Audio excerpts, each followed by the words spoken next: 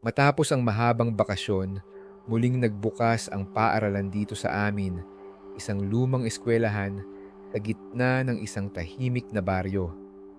Sa kabila ng makulay na pangalan ng paaralan, maraming lihim ang nagkukubli dito.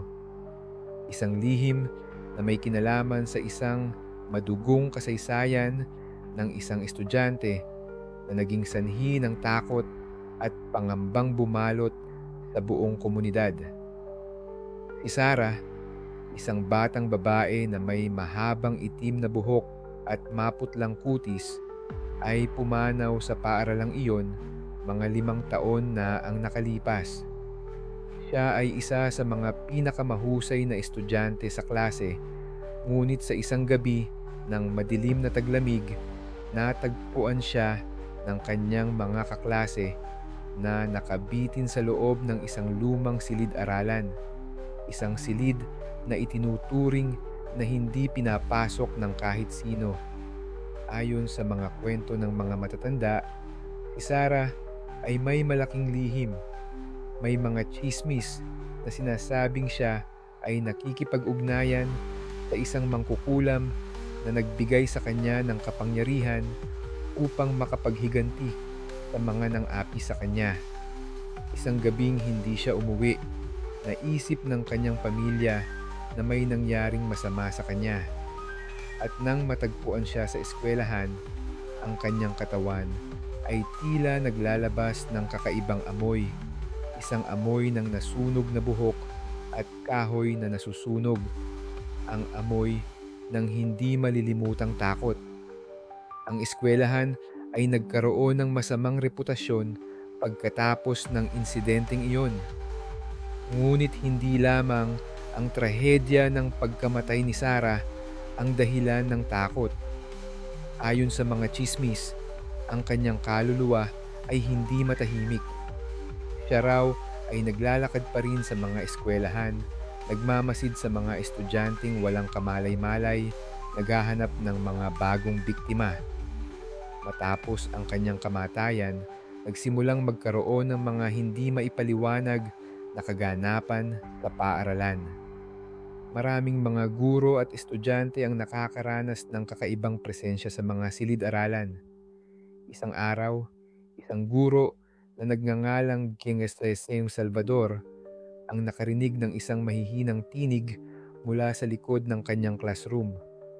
Isang boses ng babae tila nagmamakaawa, ngunit hindi niya ito pinansin. Ngunit nang magtapos ang klase, napansin niya ang isang basang palad na nag-iwan ng marka sa kanyang itim na pisara. Tila ba may sumulat ng mensahe gamit ang kahalumigmigan mula sa dilim. Bakit mo ako iniwan? Habang lumilipas ang mga taon, ang mga hindi maipaliwanag na kaganapan ay naging mas madalas. Ang mga estudyante na nakaupo sa likod ng silid ay naririnig na may mga naglalakad na mga yapak kahit walang tao sa paligid. Minsan, kapag malapit na ang hating-gabi, may mga batang naglalakad sa mga madilim na pasilyo, ngunit hindi nila ito matutukoy. Walang natutulog sa mga oras na iyon, ngunit ang mga boses na kanilang naririnig ay tila ba nagmumula sa mga lumang silid o mula sa isang napakalaking salamin na matagal ng basag. Isang araw, si Mark, isang estudyante sa ika-4 na baitang, ay nagdesisyong gumamit ng isang lumang libro na matagal nang nakatago sa isang sulok ng silid-aklatan. Ang librong iyon ay hindi karaniwang ginagamit dahil sa mga alingaungaw tungkol dito. Sinasabing ang libro ay mayroong mga orasyon at mga sinaunang ritual na maaaring magbukas ng pinto sa kabilang buhay. Habang binabasa ni Mark ang mga pahina ng libro, napansin niyang may ibang pakiramdam na bumangon sa kanyang likod. Ipinagpatuloy niya ang pagbabasa at nakatagpo ng isang pahina na naglalaman ng isang ritual upang tawagin ang kaluluwa ng isang namatay. Sa kabila ng takot, Inisip niyang baka makuha ang kaluluwa ni Sarah at mapapayapa siya. Ngunit ang kanyang desisyon ay magdadala ng isang madilim na kapalaran. Nang maganap ang ritual, nagsimula ang mga kakaibang pangyayari.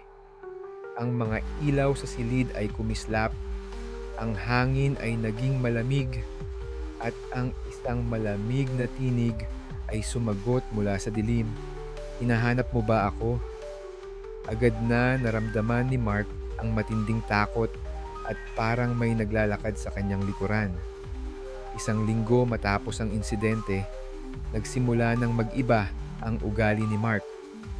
Tila ba naging ibang tao siya.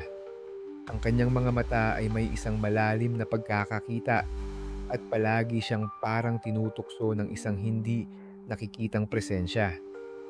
Nang dumaan ang ilang linggo, isang insidente ang nagpatibay sa mga kwento. Si Mark ay biglang nawawala at ang kanyang katawan ay natagpuan sa pinakamatandang silid-aralan ng paaralan na puno ng mga punit-punit na papel at mga basag na gamit. Ngunit ang pinakakakatwa sa lahat, sa kanyang mga labi ay isang ngiti. Isang ngiti na parang may kasunod na lihim. Ang ilang guro at estudyante ay naniniwala na siya ang naging bagong alipin ni Sarah. Ang kanyang katawan ay hindi na isang ordinaryong bangkay. Ito ay naging simbolo ng sumpa na patuloy na nagbabalik sa bawat bagong estudyante ng paaralang iyon.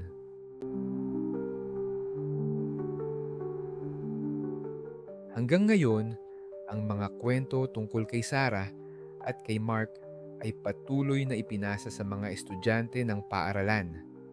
Ang mga bagong estudyante ay palaging tinuturuan na huwag pumasok sa mga madilim na silid at huwag manghimasok sa mga lihim na nakatago sa eskwelahan.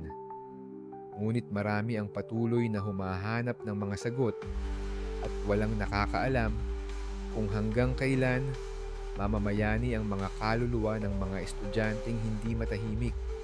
At kapag ang gabi ay dumapo at ang eskwelahan ay muling naging tahimik, may mga nagmamasid sa madilim na sulok ng mga pasilyo, ang mga yapak ng mga kaluluwa na patuloy na naglalakbay, naghahanap ng mga bagong biktima.